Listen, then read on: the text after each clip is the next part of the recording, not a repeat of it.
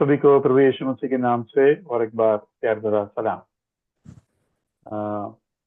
पिछले दिनों में हम परमेश्वर का कार्य में कुछ उपदेश लाने वाले सीमाओं को या पाबंदी या फिर सीमाओं को हम देख रहे थे, लिमिट्स। हमने देखा पिछली बार खास कर it limits the love of God, परमेश्वर का प्रेम को वो सीमा में लाते हैं कि परमेश्वर सभी को प्रेम नहीं करता। हमने ये भी देखा कि it limits the necessity of faith, विश्वास को भी वो सीमा में लाते हैं। मतलब अगर तुम्हें परमेश्वर ने चुना है तो विश्वास को भी जरूरत नहीं है, क्योंकि विश्वास तो आना ही है। तो विश्वास करने का जो मनुष्य का जिम्मेवारी है वो भी ये लोग जो है उसको कम समझते हैं या उसको कम दर्जा में लाते हैं। उसके बाद हमने देखा limits the love of God, परमेश्वर का प्रेम, जो परमेश्वर सभी के लिए प्रेम है, वो प्रेम को भी वो सीमा में लाते हैं। इन चीजों को कई तरीके से हमने देखा। हमने ये भी देखा कि परमेश्वर सारे जगत को प्रेम करते। तो कैल्विनिस्ट लोग या जो अपने आप को इन लोग आजकल रिफॉर्म्ड कैल्विनिस्ट या रिफॉर्म्ड क्रिश्चियन भी बोलते हैं, ये लोग कहते हैं कि ये जो वर्ल्ड बताया, दुनिया, जगत को परमेश्वर ने प्रेम किया, वो चुने हुए लोगों का जगत है, चुने हुए लोगों का दुनिया है, ये सारे दुनिया नहीं है। इस तरीके से उन लोग सिखाते हैं। इन सारे बातों को हमने थोड़े थोड़े रूप से मनन कर चुके हैं। तो हमने ये देखा कि स्पष्ट वचन को भी अपने उपदेश को स्थापित करने के लिए वो टेढ़ा मेढ़ा करते हैं। जैसे कि यूहन्ना 3:16, परमेश्वर ने जगत से ऐसा प्रेम किया कि अपना एकलौता पुत्र को दे दिया। तो उस वचन को भी, उस सबसे महत्वपूर्ण वचन को भी उन्होंने मोड़ दिया। कहता है कि वो जो बोल रहा है ना, जगत को प्रेम किया, वो केवल उद्धार पाने वाले पहले से चुने हुए लोगों के बारे में बता रहा है। C.H. स्पर्जन, आपने सुना होगा, C.H. स्पर्जन प्रिंस ऑफ प्रीचर्स, उस तरीके से उनको वो माना जाता है, मतलब भाषण देने वालों का राजकुमार है C.H. स्पर्जन। बहुत ही जाना माना व्यक्ति है। तो उस व्यक्ति के बारे में उस व्यक्ति ने कहा कि अपने उपदेश को स्थापित करने के लिए मैं कभी भी जो है वचन को टेढ़ा नहीं करूंगा, उल्टा मेरा उपदेश जो है इनकंसिस्टेंट होने दो या मेरा उपदेश कई बार गलत होने दो, लेकिन परमेश्वर के वचन वैसे के वैसे ही मुझे सिखाना चाहिए। मतलब गलती मेरे से हो सकता है और मेरा गलती को सही बनाने के लिए मैं कभी भी वचन को टेढ़ा मेढ़ा नहीं करेंगे। तो वो C.H. स्पर्जन का एक शब्द है। मैं चाहे तो उसको इंग्लिश में एक बार पढ़ के सुनाता हूं। I would rather be inconsistent 1,000 times with myself than to be inconsistent with the word of God. मैं 1000 बार गलती किया, मुझे माफ कर दो, गलती हो गया भाई, मैं जो बताया, मैं जो सोचा गलत हो गया, वो सही नहीं बता, ऐसा मैं बोलने के लिए तैयार हूं, ताकि मैं वचन को कभी टेढ़ा या मेढ़ा नहीं करना पड़े। या उसके बाद हम और एक चीज देखते हैं, limits the preaching of the gospel. सुसमाचार सुनाने में भी वो बहुत से सीमा लाते हैं ये उपदेश। कैसा? हम किसी को भी देखकर ऐसा नहीं बोल सकते परमेश्वर आपके लिए भी मरा, परमेश्वर आपको भी प्रेम करता है, ऐसा कैसा हम बोल सकते हैं? केवल चुने हुए लोगों के लिए मरा ना। तो इन लोग कहता है कि आप सभी को जानते नहीं है, इसलिए सभी को ऐसा बोलो मत है। मैं वो वचन आपको पढ़ के सुनाता हूं। कैल्विनिस्ट ऑथर एडविन पामर जो है कैल्विनिस्ट लोगों का एक लेखक है, लिखने वाला है, ऑथर है, बुक्स लिखने वाला है।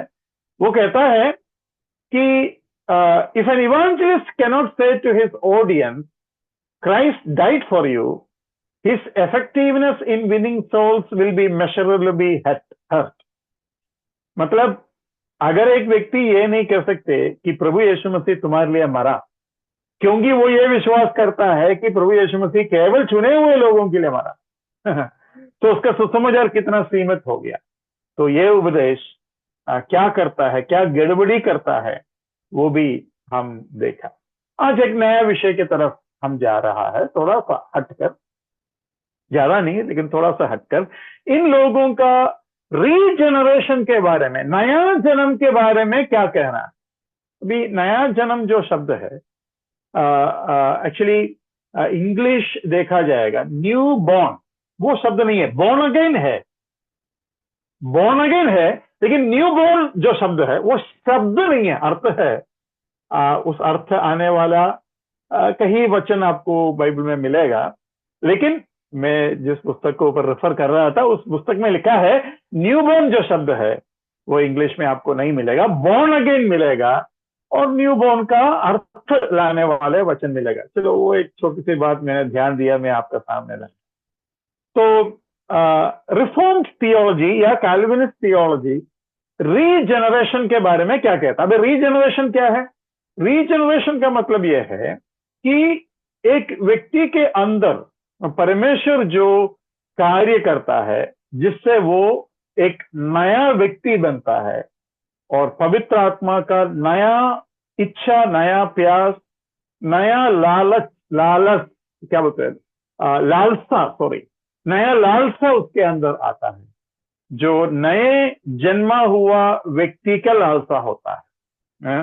न्यू डिजायर्स, नए नए प्यास, नए नए भूख उस व्यक्ति के अंदर आता है। वो रीजनरेशन के बारे में हम जब देखते हैं 1883 का एक छोटा सा हादसा मैं आपको याद दिलाता हूँ। 1883 में क्रैकेटावो बोलकर एक जगह है, उधर सुंदा बोलकर एक जगह पर वोल्केनो को क्या बोलते हैं हम हिंदी में? वोल्केनो, ज्वालामुखी। हाँ, ज्वालामुख। एक बहुत बड़ा ज्वालामुख जो है उधर फटा, वो पूरे पहाड़ को फाड़ दिया। नॉर्मली ज्वालामुख पहाड़ जैसे आते हैं, पहाड़ जैसे उसका रूप बनता है, और एक दिन वो फट गया, लेकिन इसमें वो पहाड़ को ही फाड़ दिया, पूरा पहाड़ को दो टुकड़ा कर दिया। और उस हादसा में 100 फीट तक जो है वोल्केनो, जो लावा है, वो उससे निकलने वाला जो गर्म जो चीज है, 100 फीट तक ऊंचाई में पूरे जगह पर भर गया। और उस 1883 की बात है, तब आबादी बहुत कम रहता है, सिटी तो होते ही नहीं होंगे, गांव जैसे जगह था, उसमें कुछ 36,000 लोग 36,000 लोग उस वोल्केनो के अंदर हमेशा हमेशा के लिए मर गए। तो उस जमाने के जो वैज्ञान लोग हैं उन्होंने कहा कि अभी इस जगह पर कुछ भी नहीं बनेगा, एकदम ये पूरे इलाका में एक छोटा सा जीव भी अभी बचेगा नहीं, और ना वो जिंदा रहेगा। लेकिन धीरे धीरे हवा और पानी, बीज और छोटे छोटे प्राणियों को लाया, छोटे छोटे पौधे आने लगे, और आज वो जगह एक भरपूर पेड़ पौधों का जंगल है। तो उस हादसा के साथ हमें एक चीज याद करना है कि शैतान ने एक बहुत बड़ा ज्वालामुखी मनुष्यों के हृदय के अंदर, मनुष्यों के जीवन में छोड़ दिया, और वो सोचा कि अभी कभी भी जीवन उसके अंदर आएगा नहीं। लेकिन परमेश्वर के आत्मा जो शब्द है उसका ग्रीक मीनिंग, न्यूमा जो शब्द है उसका ग्रीक मीनिंग हवा है वो हवा, परमेश्वर के वचन का बीज हमारे उस मृत्यु भरा हुआ इलाके में गिराया, और वो बीज रीजनरेशन ला। रीजनरेशन, ये सच है कि जो क्या बोलते हैं उसको, मरुसागर है ना, सोदोम गोमोरा में परमेश्वर ने आग बरसाया और पूरे इलाके को परमेश्वर ने नाश किया, और उधर मरुसागर आया, डेड सी। डेड सी का खासियत यह है कि उसमें जीवन नहीं है, कोई बैक्टीरिया भी नहीं है। अभी आज मैं और भाई जो है, आज हम हॉस्पिटल गए और उनका पस का जो घाव है वो ठीक नहीं हो रहा है। तो उसका पस का कल्चर का जब रिजल्ट आया, उसमें बताया कि उसमें कुछ ऑर्गेनिज्म, कुछ स्पीसीज बढ़ रहा है, मतलब इन्फेक्शन है।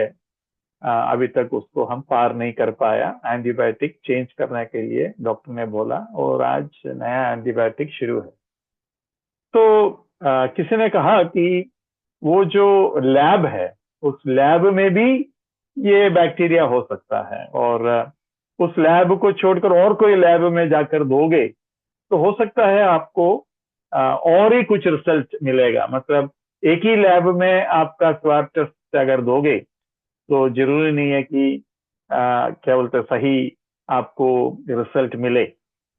मेरा कहने की मतलब यह है, मरुसागर में कोई भी बैक्टीरिया नहीं दिया, लेकिन क्या आपको मालूम है कि एक नदी जिसमें करोड़ों लीटर पानी उस मरुसागर में हर रोज गिरता है, और बाइबल में ये भविष्यवाणी भी है। मैंने आज उसको नोटिस नहीं किया, मैं हो सकता है याद करेगा तो अगली हफ्ते प्रभु अगर मदद करेंगे तो मैं उसका रेफरेंस भी दे दूंगा, जहां लिखा है कि मरुसागर में भी जीवन आएगा। लेकिन ये आप जान में रख लो कि मिलीनियम में, 1000 साल के राज में, उधर भी जान आएगा, मतलब उधर भी जीवन आएगा। मतलब मरुसागर में भी जीवन लाने का क्षमता परमेश्वर के सिंहासन से बहने वाले नदी को है। अगर मरुसागर में जीवन लाने वाला वो नदी हमारे दिल के अंदर जीवन ला सकता है, तो मरुसागर के अंदर जीवन लाना कोई बड़ी बात नहीं है ना। परमेश्वर कुछ भी कर सकते हैं, मरे हुए आदमी को जिंदा कर सकते हैं, तो मरुसागर को क्यों नहीं, है ना। वो तो पानी है है ना। तो ये चीज भी इस वक्त हमें याद करना अच्छा रहेगा। ये जो शब्द है, मैंने बताया रीजनरेशन जो शब्द है, उसके संबंध में मैं ये बता दूं कि पूरे बाइबल में रीजनरेशन जो शब्द है 2 बार इस्तेमाल किया है, 2 बार इस्तेमाल किया है। आइए उस वचन को हम देखेंगे। टाइटस, तीतस 3:5, तीतस 3:5। तो उसने हमारा उद्धार किया, और यह धर्म के कामों के कारण नहीं जो हमने आप किए, पर अपनी दया के अनुसार नए जन्म के स्नान और पवित्र आत्मा के हमें नए बनाने के द्वारा हुआ। नए बनाने के द्वारा, रीजनरेशन वो शब्द आता है, नए बनाने के द्वारा, है ना, रीजनरेशन। और एक शब्द हम पढ़ेंगे, वचन पढ़ेंगे, मत्ती 19:28।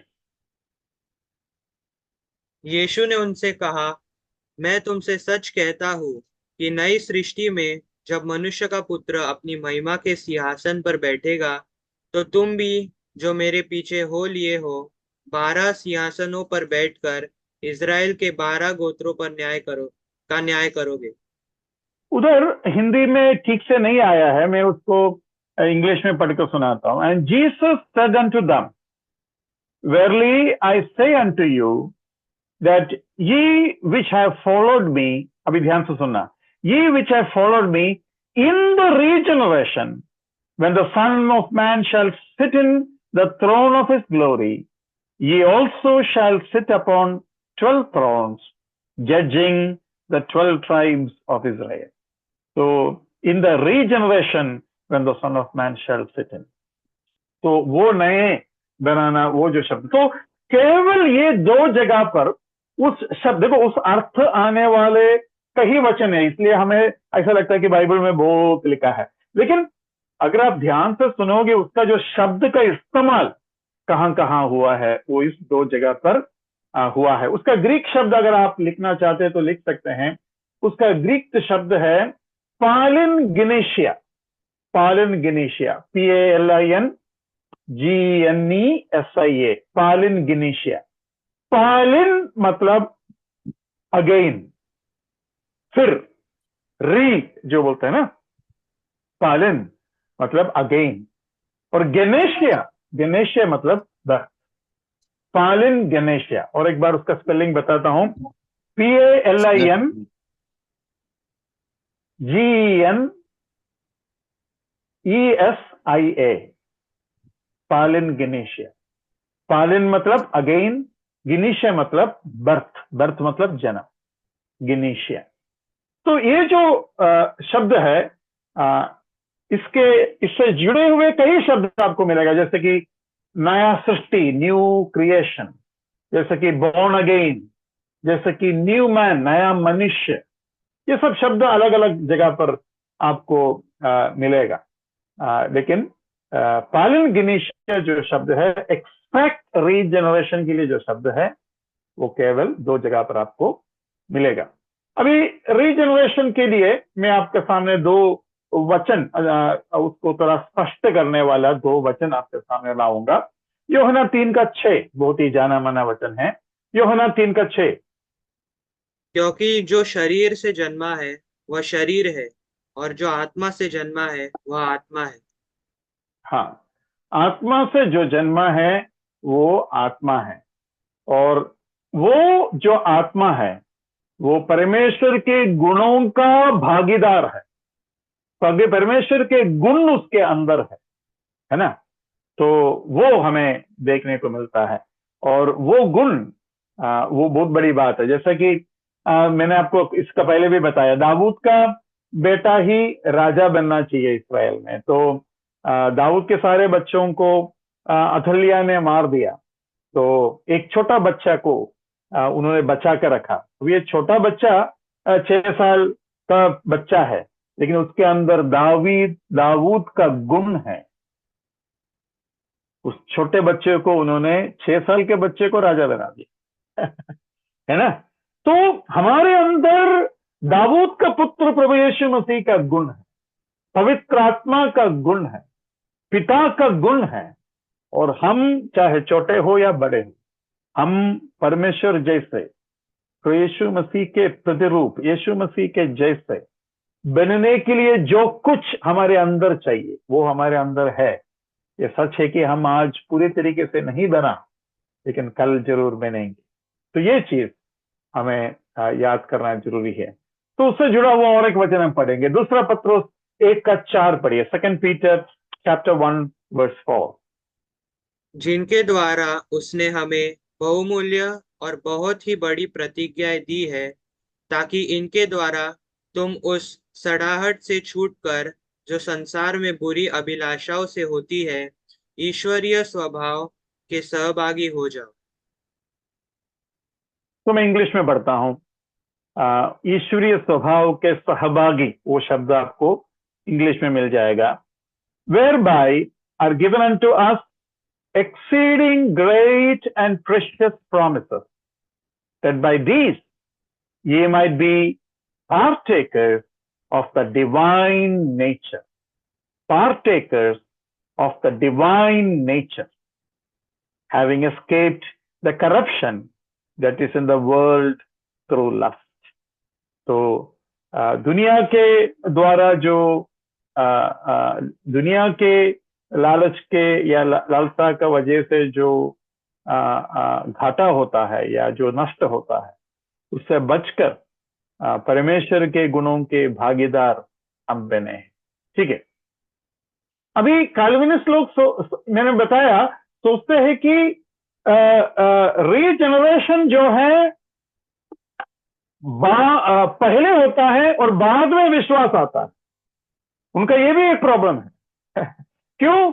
अरे पहले से चुना हुआ है, तो पहले से चुना हुआ है तो पहले से वो प्रभु का ही है, तो पहले से उसका रीजनरेशन हो चुका है। विश्वास बाद में आता है, क्योंकि विश्वास परमेश्वर का दान है। इलेक्शन वो तो पहले से है, विश्वास परमेश्वर का दान है। विश्वास पहले से दिया कर बोल नहीं सकता, इसलिए हम लोग बोलता है कि रीजनरेशन के बाद विश्वास होता है। देखो, एक जगह पर जब गलती होता है, अब कहीं जगह पर गलती कर लेता है। मैं एक आधा आदमी का नाम आपको बताया और एक आदमी का नाम बताता हूं जो कैल्विनिस्ट थियोलॉजी को सिखाता है। उसका नाम है Jay Adams, JAY, Jay Adams. मालूम है वो क्या लिखता है? वो बोलता है, as a reform Christian the writer believe that counsellors must not tell, counsellors मतलब सुसमाचार सुनाने वाले लोग, उपदेश करने वाले लोग, counsellors must not tell any unsaved counselee, है कोई भी अविश्वासी से ऐसा नहीं कहना चाहिए। क्या नहीं कहना चाहिए? That Christ died for him, प्रभु यीशु मसीह उसके लिए मरा करके उसको नहीं बोलना चाहिए। For they cannot say that no man knows except Christ himself who are his elect for whom he died. यीशु मसीह के अलावा और कोई भी ये नहीं बोल सकता कि कौन चुने हुए, किसके लिए यीशु मसीह मरा, वो केवल यीशु मसीह जानता है। इसलिए हम आंख बंद कर किसी को ये नहीं बोल सकता कि प्रभु यीशु मसीह आपके लिए मरा। देखो कहां से कहां चला गया, है ना। तो ये बहुत ही देखो, ये ब्रदर लोगों के बीच में हम काल्विनिस्ट कर बोलने वाले बहुत लोग हैं, लेकिन हम जानते हैं कि गड़बड़ी के बारे में उन्हें नहीं मालूम, अगर मालूम होता तो ऐसा नहीं कहते। लेकिन मैं आपको ये रुचि देना चाहता हूं कि दूसरे लोगों का उपदेश का भी एक अंदाजा हमारे अंदर होना कितना जरूरी है। उसका वजह से एक एक चीज के ऊपर अभी हम जोर दे रहा है, विश्वास के ऊपर, रीजनरेशन के ऊपर, सुसमाचार किस किस को कह सकता है उसके ऊपर, एक एक चीज के ऊपर हम जोर दे रहा है। और उन एक एक चीजों के लिए वचन कहां से हमें बलबूता देता है या फिर कैसे हमें सिखाता है, उसके ऊपर भी ध्यान देने का मौका हमें मिल जाते हैं। तो एक तरीके से इन गलत उपदेश करने वालों का भी जरूरत है ना।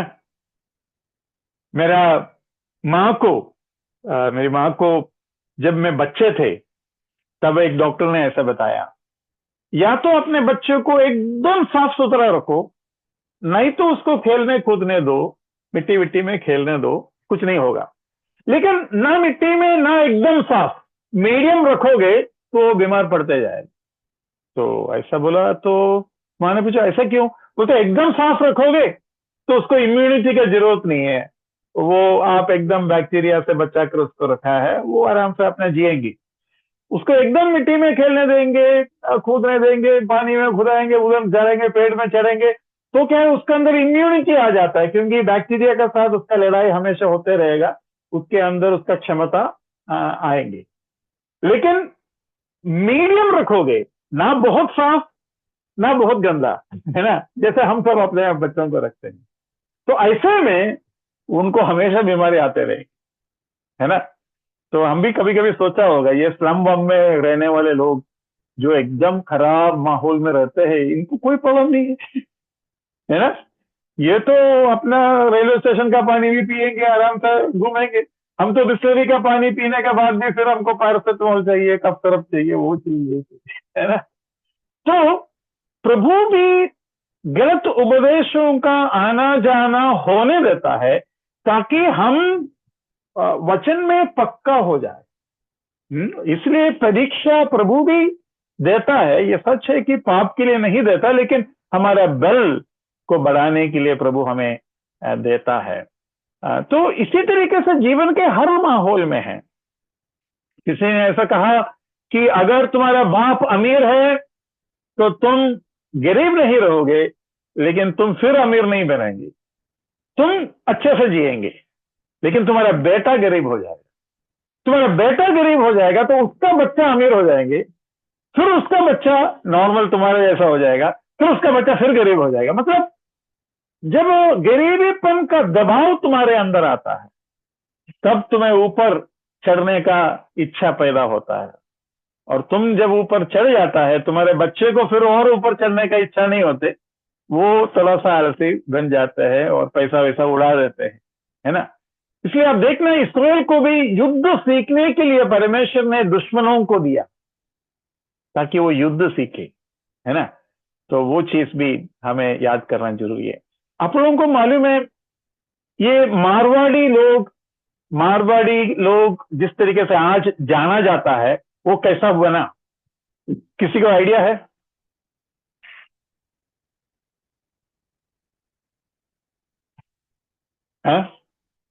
मारवाड़ी लोग बिजनेस में नंबर 1 रहते हैं। वो कैसे भी गिरे, पैसे का साथ ही ऊपर आएगा।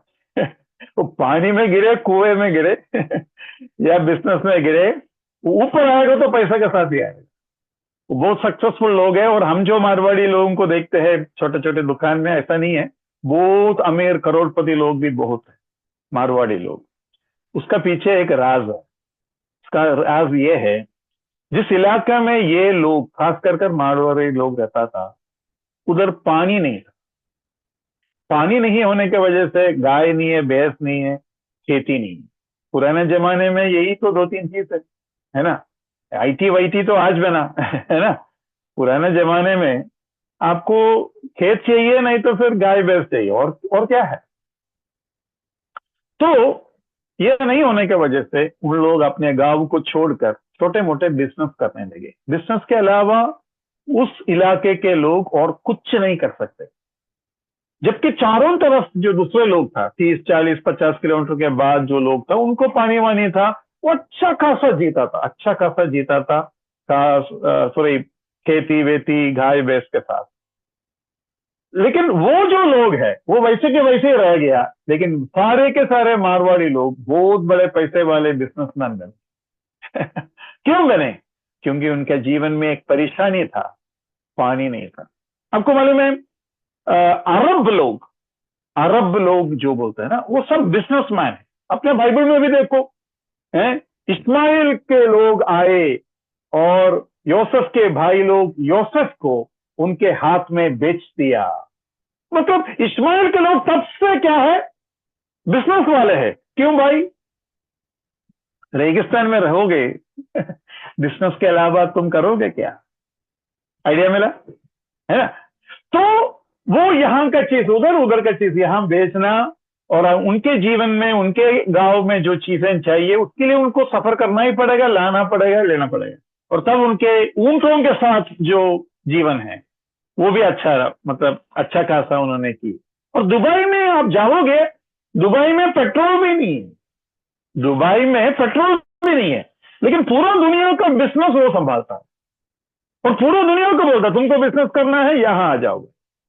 और दुबई छोटा एरिया है, मुझे नहीं लगता बॉम्बे का उतना साइज दुबई का होगा। दुबई एक राज्य है, एक कंट्री है, लेकिन मेरे ख्याल से बहुत ही छोटा एरिया है। लेकिन बिजनेस, पूरे दुनिया का बिजनेस वो करते हैं। तो परमेश्वर भी हमारे जीवन में छोटे मोटे गलत उपदेशों का भी फायदा इस तरीके से लेते हैं, कर हम समझ सकते। तो रीजनरेशन के संबंध में उनका जो विचार है, उसमें से दो चीज मैंने आपको बताया। अभी तीसरा चीज ये है, जब इन्होंने सिखाने लगे कि पहले से चुना हुआ है, वो और एक चीज सिखाने लगे। काल्विन जॉन जो बोलते हैं, जिसने कैल्विनिस्ट थियरी लाया, वो खुद ही बोलता है कि बच्चे मां के कोख में ही रीजनरेशन पा चुका। क्यों? क्योंकि अभी कहां रीजनरेशन हुआ करके बोलना पड़ेगा ना, पहले से चुना गया है। तो कब से रीजनरेशन कब हुआ भाई? उद्धार जब पाया तब हुआ करके बोल नहीं सकते, क्योंकि तब तो फिर विश्वास का जरूरत पड़ जाएगा। तो इन लोग फंस गया। तो कैल्विन जो बात बोलते हैं वो मैं आपको पढ़कर सुनाता। कैल्विन की बात, Calvinism also teachers that infants, मतलब बच्चे, व्हेन येट अनबॉर्न, मतलब जन्म लेने से पहले ही, आर रीजनरेटेड, मतलब पहले से उनका रीजनरेशन हो गया। Even though they have no knowledge of Christ, यीशु मसीह के बारे में ज्ञान नहीं है उनको, फिर भी उनका रीजनरेशन हो गया। And that upon birth infant baptism is to be practiced as a sign that the child is regenerate। और इसका वजह से बच्चे को हम चाइल्ड बैप्टिज्म दे सकते हैं। देखो कहां से कहां घूम गया। इसलिए मैंने बोला, स्पर्जन ने बोला, अरे एक गलती को ठीक करने के लिए हजारों गलती कर वचन को गलत मरोड़ना अच्छा नहीं है। मैं 1000 बार गलती हो गया, मेरा गलती हो गया, मैंने गलत बोला, ऐसा बोलकर पीछे हटना अच्छा रहेगा। तो देखो एक गलती की वजह से इनको क्या करना पड़ा और क्या बोलना पड़ा। जॉन कैल्विन ने ऐसा विश्वास किया that all the children of believers were spiritually regenerated in the womb। विश्वासियों का सारे बच्चे, मां के कोख में ही उनका रीजनरेशन हो चुका है कर जॉन काल्विन विश्वास करते थे। क्यों? क्योंकि वो ये सिखाने लगे कि पहले से ही चुना गया। तो आपको एक आइडिया मिला उसमें जो है कैसा होता है। और उन लोग ये भी सिखाता है कि समझ आने से पहले, यीशु मसीह के बारे में सुनने के पहले ही उनके अंदर रीजनरेशन है। लेकिन उसके साथ और एक गड़बड़ी आ गया। गड़बड़ी क्या है? इनका क्या कहना है? अगर माता पिता विश्वासी है तो बच्चे का रीजनरेशन मां के कोख में ही हो गया, और बच्चे जब बड़े हो जाता है वो विश्वास कर देता है और हमको समझ में आता है देखो भाई इसका भी चुनाव हो चुका। लेकिन ऐसे मां बापों का अगर एक भी बच्चा बिगड़ गया तो इसका मतलब ये तो नहीं कि उनके माता पिता का उद्धार भी नहीं हुआ है। आइडिया मिला? मतलब अगर मां बाप का उद्धार हुआ तो बच्चे का जरूर होगा। तो बच्चे का जरूर होने की जगह पर अगर बच्चे का नहीं हुआ तो उनका मां बाप का उद्धार सही था क्या? अगर उनके मां बाप का उद्धार सही नहीं है तो उनके पहले के मां बाप का उद्धार का क्या होगा? फिर गड़बड़ हो गया। है ना? ये सच है। आदम और हव्वा पाप किया और हम सब पापी बन गए। लेकिन हम उद्धार पाने से हमारे बच्चों का उद्धार नहीं होगा। क्यों नहीं होगा? क्योंकि हमारे आदम और हव्वा के शरीर से हमने जन्म ली और शरीर से हमने पाप को पाया। लेकिन हम जो हमारे माँ बाप से जन्म ली, आत्मा से थोड़ी जन्म ली, हमने तो शरीर में जन्म ली। माँ बाप का पाप आ जाएगा लेकिन माँ बाप का उद्धार नहीं आएगा, क्योंकि आत्मा से जन्म केवल परमेश्वर से होता है। आपको आइडिया मिला?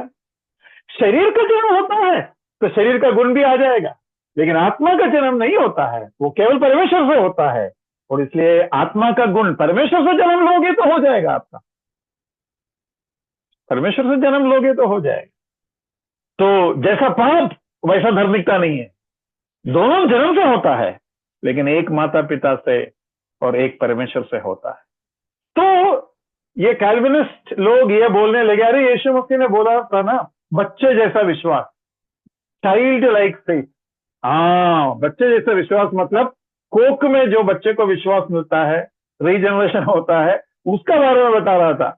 मतलब इस तरीके से वो लोग इसको जो है थोड़ा सा आगे पीछे करने का कोशिश करते हैं।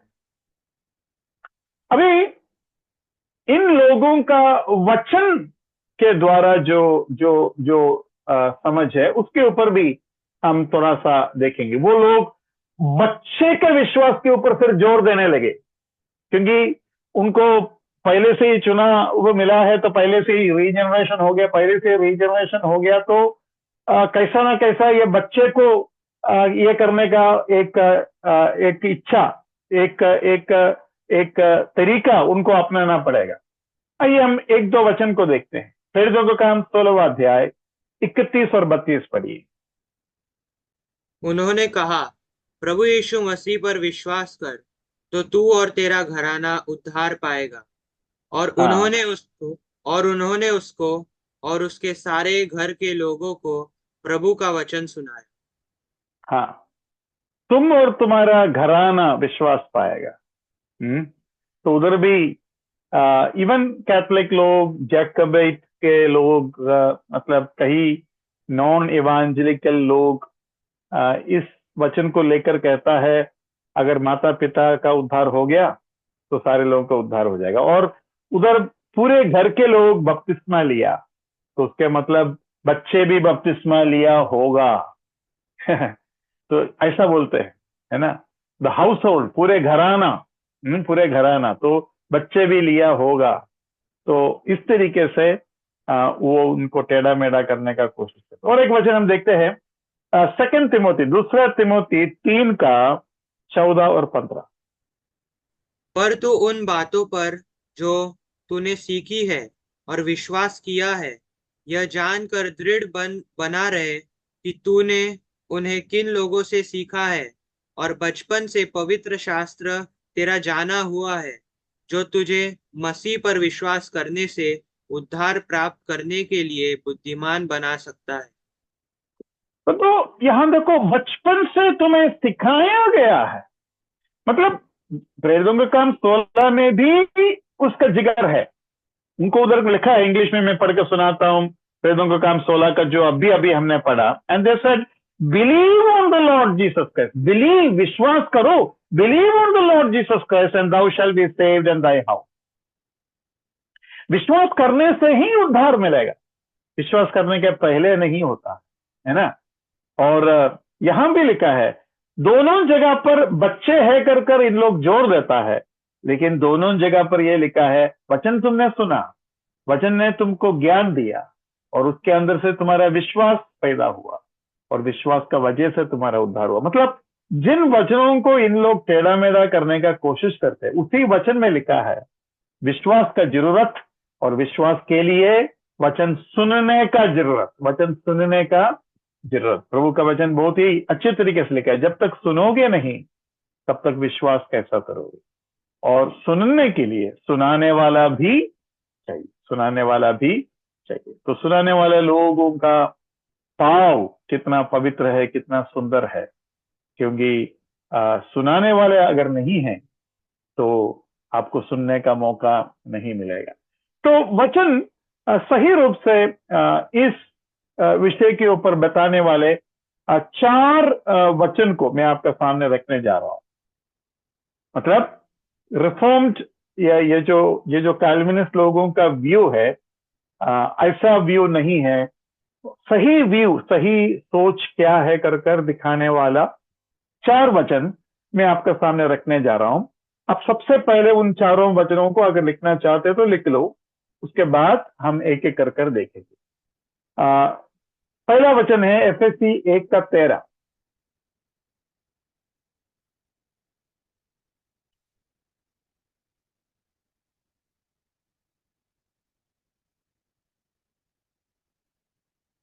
यूहन्ना 3 का 16।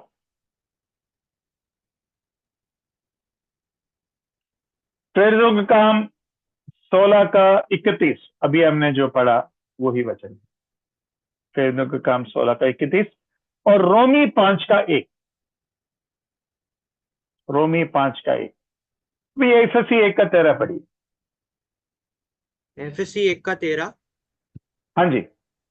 और उसी में तुम पर भी, जब तुमने सत्य का वचन सुना, जो तुम्हारे उद्धार का सुसमाचार है, और जिस पर तुमने विश्वास किया, प्रतिज्ञा किए हुए पवित्र आत्मा की छाप लगी।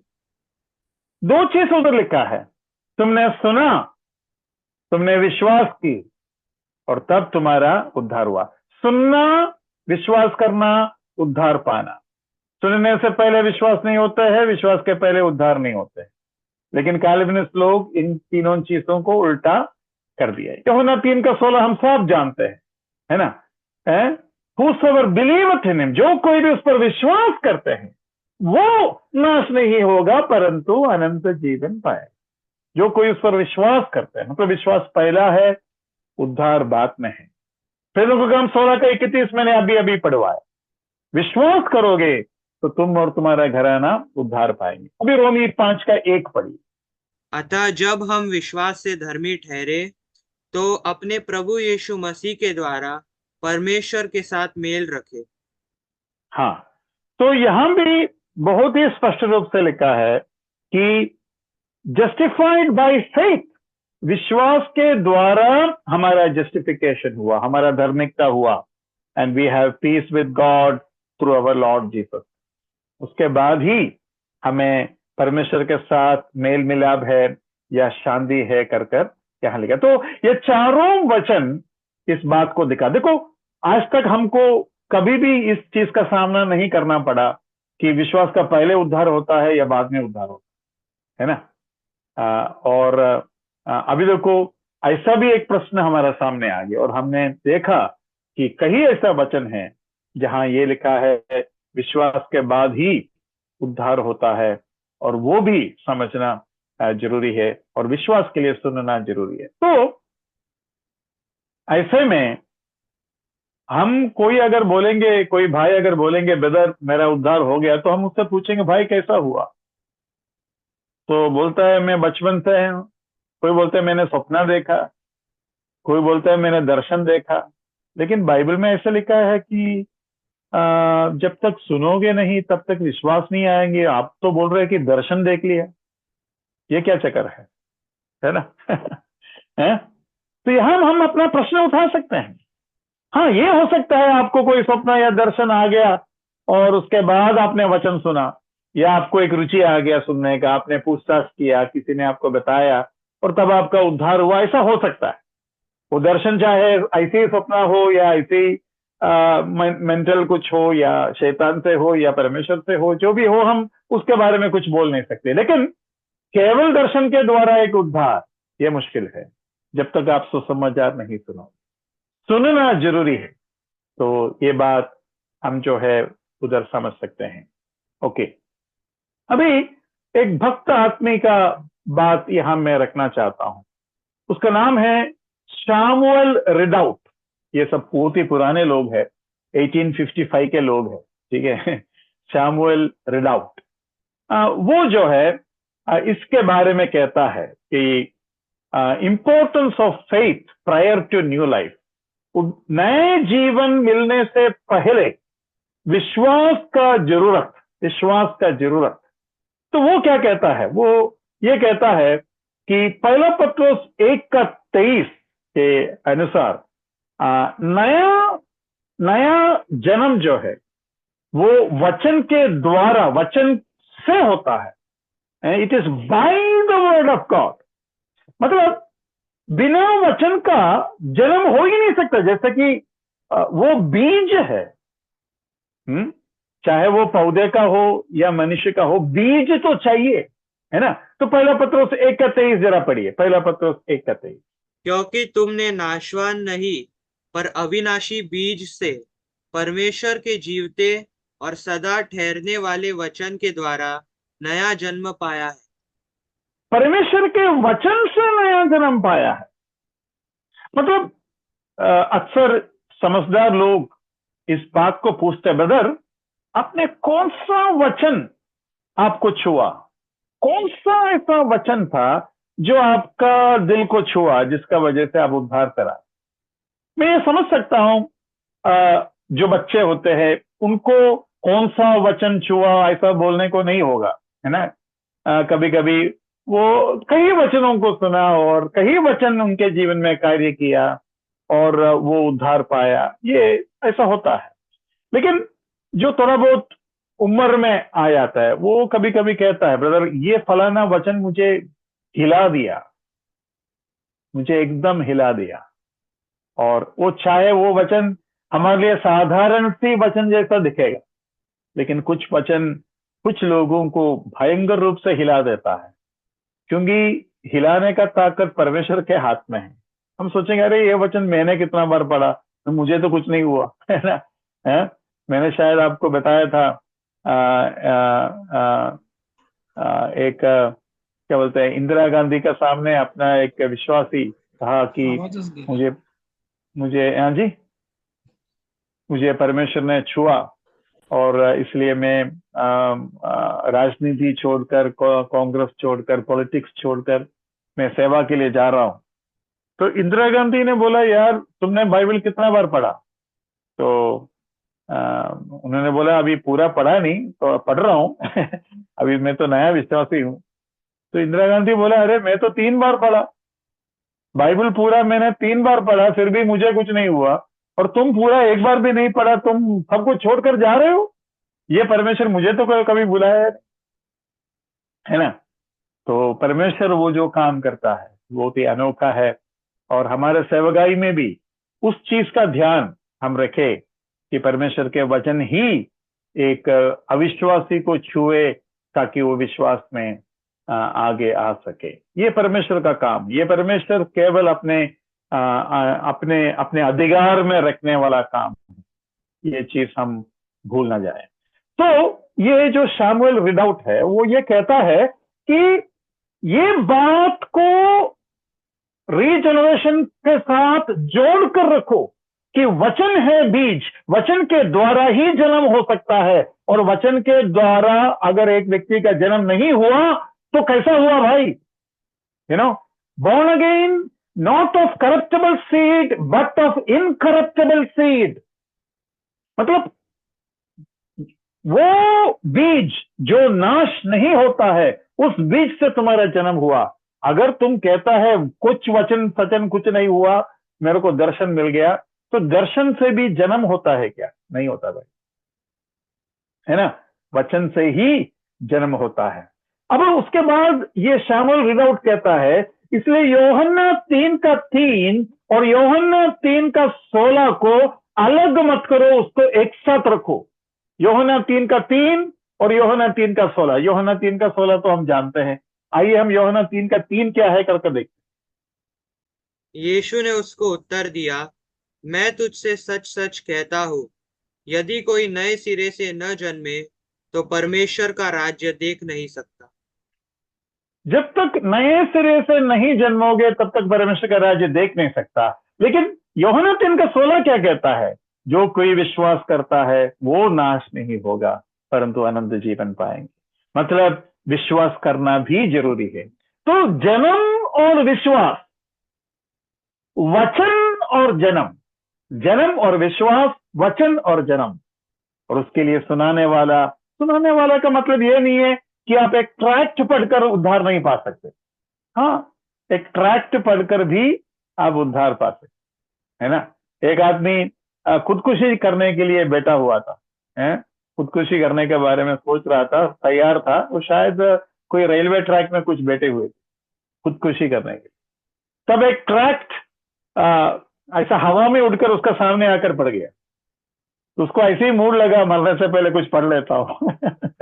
उसको उठा कर पढ़ लिया, वो उद्धार पाया। तो अभी आप बोलेंगे ब्रदर को सुनाया कहां? अरे ये भी सुनाना होता है, सुनाया ट्रैक्ट के द्वारा सुनाया, है ना? तो सुनाने का मतलब ये नहीं कि आवाज चाहिए, है ना? गूंगा लोग भी उद्धार पा है ना?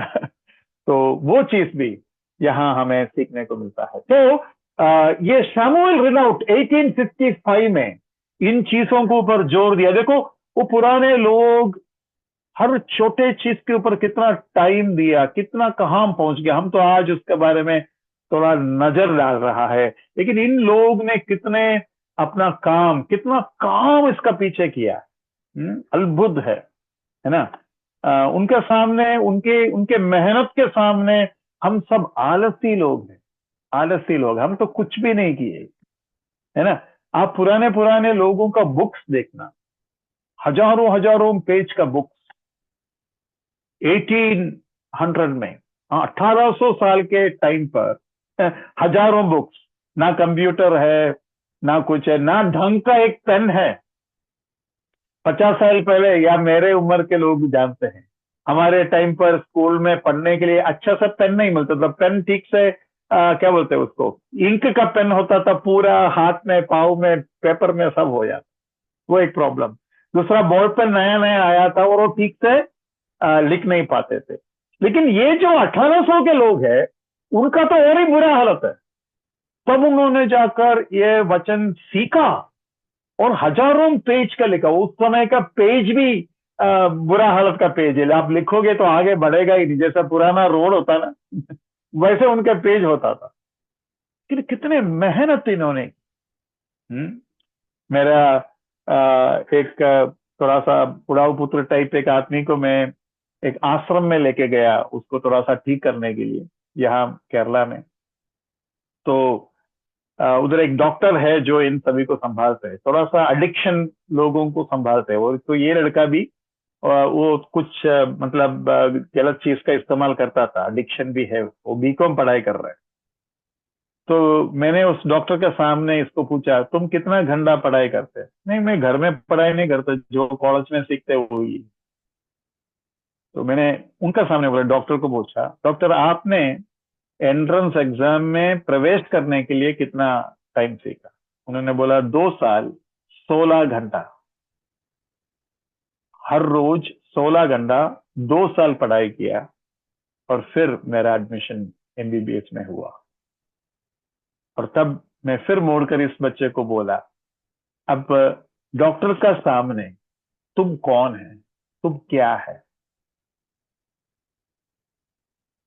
तुमको तो बस बीकॉम सीखना है, तुम 2-3 घंटा सीखेगा तो भी तुम्हारा हो जाएगा। लेकिन इस दिमाग का इस्तेमाल कितना कम करने वाले आलसी लोग हैं हम, मैं उसका सामने बता रहे। तो उसी दिन का और एक हादसा उधर का वार्डन ने बताया, सर उनको आज थोड़ा सा मेरे ऊपर गुस्सा आया क्योंकि मैं सुबह का प्रार्थना के लिए थोड़ा सा डांटा, प्रार्थना में क्यों नहीं आया तुम। उसको थोड़ा सा गुस्सा आया मेरे ऊपर, मुझे कुछ बोला नहीं लेकिन उसका चेहरा देखने से पता चलेगा वो नाराज है। मैं बोला क्या हुआ, क्यों नहीं गया प्रार्थना में? बोलते मुझे बुखार था। तो मैंने उसको बोला, नेवी में अगर आपको बुखार होता है, आप घर में नहीं सो सकते, आपको यूनिफॉर्म पहनना पड़ेगा, वो भी कैप बेल्ट शू सब कुछ पहनकर डिपार्टमेंट में आकर, डिपार्टमेंट में बोलने का मुझे सिक परेड जाना है, उसको भी परेड बोलते हैं हम, सिक परेड। तो सिक परेड के लिए नाम लिखेगा, ऑफिसर आपको अप्रूवल देंगे, उधर से आप मेडिकल असिस्टेंट के पास जाएंगे जो हर डिपार्टमेंट का होता है। वो मेडिकल असिस्टेंट सारे सिक लोगों को एक साथ कर डॉक्टर के पास जाएगा।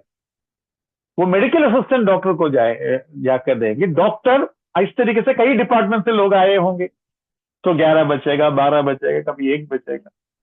और तब डॉक्टर बोलेंगे ठीक है, इस आदमी को 2 दिन का छुट्टी दे दो, 1 दिन का आराम दे दो, जो भी है। और फिर वापस ये डिपार्टमेंट में आकर बताना पड़ेगा, सर मुझे 1 दिन का छुट्टी दिया है, मुझे बुखार है, मैं घर जा रहा हूं। तो हम लोग बोलेंगे ठीक है भाई आप जाइए, तब तक 1 बज चुका है ना। फिर उस ओर से साइकिल में या स्कूटर में या कार में आप घर 2-3-4-5 किलोमीटर जो भी है उधर जाओगे और फिर आपको आराम मिलेगा। मेरा जिंदगी में कभी एक बार 15 साल में मैंने डिपार्टमेंट में फोन करके बोला नहीं सर आज मुझे बुखार है मैं नहीं आ पाया, कभी नहीं।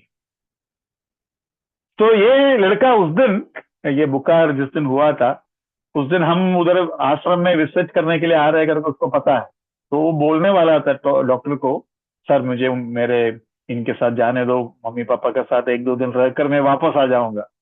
तो ये सब सुना रहा मैंने, सुनाने के बाद डॉक्टर ने पूछा अब तुम बोल जाना है क्या? नहीं सर मैं इधर इधर रुका। तो उस तरीके से वो लड़का उसी दिन फिर गया नहीं, उधर ही रहा। मैं आपको ये बताना चाहता हूँ सभी भाई बहनों, हमने अपना समय, हमने अपना शरीर, हमने अपना दिमाग को बिल्कुल इस्तेमाल नहीं किया है। हम बहुत आलसी लोग हैं। हाँ आज हमारे जीवन में कष्ट होगा, पसीना होगा, उसका कारण यह है हम बहुत कम इस्तेमाल किया अपने दिमाग को, पढ़ाई लिखाई में या व्यायाम में या कोशिशों में।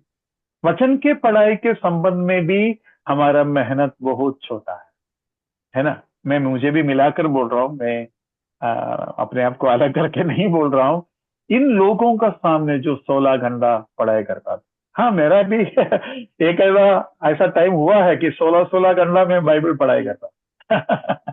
एक बार मुझे एक बाइबल कॉलेज में जाना था और बाइबल कॉलेज के लोग मुझे बताया कि आपको ओल्ड टेस्टमेंट सर्वे सिखाना है। ओल्ड टेस्टमेंट और न्यू टेस्टमेंट सर्वे, शायद दोनों था या एक ही था, दोनों था। ओल्ड टेस्टमेंट और न्यू टेस्टमेंट सर्वे सिखाना है और मेरे पास कुछ 15 दिन बाकी बचा था। और तब ये बात मुझे बताया गया, सचमुच में 14 से 16 घंटा बैठता था ओल्ड टेस्टमेंट न्यू टेस्टमेंट पूरा सर्वे करने के लिए, है ना। और उसको मैंने खत्म किया कैसे ना कैसे। वो मेरा पहला बाइबल स्कूल का असाइनमेंट था, तो थोड़ा ज्यादा ही जोश थे। ऐसा फिर कभी उतना पढ़ाई नहीं कर पाया, वो एक ही बार हुआ ऐसा। लेकिन कर सकते हैं प्रभु अगर है ना क्षमता और हमारे पास वो दिल रहेगा ना, हम कर सकते हैं। एक दिन मुझे एक बुक अच्छा लगा, मैं शायद 6-7 घंटा नॉन स्टॉप पढ़ाई किया, कुछ 200 पेज के ऊपर एक ही दिन में खत्म की। तो 200 पेज अगर एक दिन में खत्म किया, तो मैं सोच रहा हूं एक दिन में 30-40 पेज खत्म करना छोटी सी बात है। 30-40 पेज एक दिन पढ़ना कोई बड़ी बात नहीं है। तो रोज अगर 40 पेज पढ़ाई करेगा, पता नहीं कितना बुक्स आप खत्म कर देंगे, है ना। तो प्रभु आपको सहायता करे मेहनत करने के लिए। 1855 के शैमुअल रिडाउट ने जो बातें बताया, वो आज हमें इस तरीके से भी एक प्रोत्साहन दे। प्रभु बच्चों को, कॉलेज में पढ़ाई करने वालों को ये प्रोत्साहन दे कि हम अपने प्रभु का दिया हुआ इस कंप्यूटर जो सिर है, दिमाग, इसका बहुत ज्यादा इस्तेमाल करना चाहिए, ताकि प्रभु के नाम की महिमा हमारे जीवन के द्वारा हो सके। प्रभु के नाम की महिमा।